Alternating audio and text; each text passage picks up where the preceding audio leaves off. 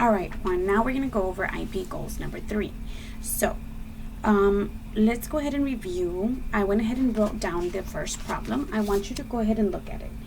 So, I just want you to see that over here, I want you to see that this is going to be the ones place. Then over here is your tens place. So, when you are adding double-digit numbers, you always want to start on the ones place. So, you always start on this side, where the 4 and the 1 is at. And then you add this side. Because, the reason I say that, because let's say that you have a number that you need to carry over. An extra number, that's the number you're going to carry over. Pero ahorita no necesitas que hacer eso, porque ahorita nomás vas a agregar este lado. You're going to add this side, which is the ones place, and then you're going to add this side, which is your tens place. So, let's go ahead and do the first one together. So 4 plus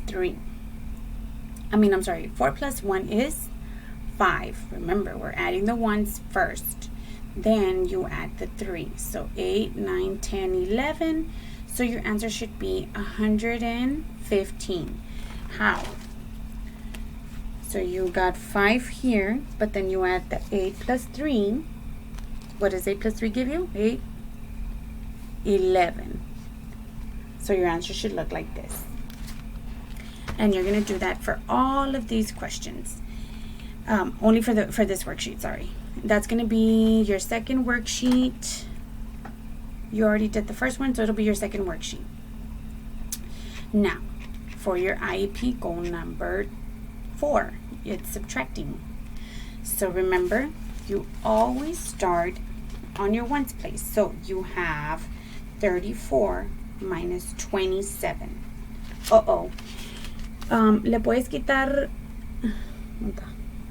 puedes quitar 7 a 4? Can you take 7 from 4? No, because 4, there's not enough numbers on 4. So what do you have to do? Well, 4 is going to ask his friend 3 to borrow 1. So si le va a quitar 1, este se va a hacer un 2 y el 1 se va a venir para acá para que se haga 14. So did you see that? So 4 le quitó 1 a number 3. Por eso el 3 se hizo un 2 y le dio 1 al 4, so se hizo 14. Now, your problem should look like this. So, okay. Now you're going to subtract.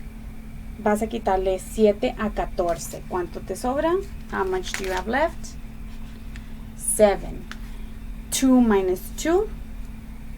Pues 2 minus 2. Ya no queda nada, so se va a hacer 0. So your answer should be 7. Okay? So how do we do that? Let's do the next one. We have 52 minus 14. ¿Le puedes quitar 4? ¿Le puedes quitar 4 a 2? Pues no, porque 2 nomás hay 2. So how can you take 4? So what are you going to do?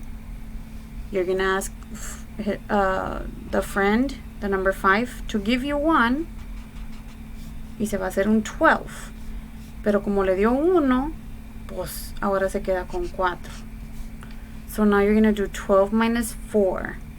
So 12 minus 4. What is that? 8. 4 minus 1. Sí, le puedes quitar 1 al 4, so se va a hacer 38. So that should be your answer. Does that make sense? If you need help, call me and we can go ahead and review. But remember, if the number on the ones place is small, always remember that you can borrow from the friend. And when you borrow, you're adding a 1 to this number. But don't forget to change this number, because this number, since you're taking 1 away, it goes down 1. So 2 minus 4, you can't do that. The number's too small. If the number up here is too small, you can, and the number down here is too big, you're not going to be able to subtract. You're going to have to borrow. And then you're always going to borrow 1. And the 1's going to go here. and then you're going to take 1 away from 5, so se va a hacer un 4. Okay? So here, can you take 4 minus 6? No, remember, if the number is bigger at the bottom, you're going to have to borrow from the friend.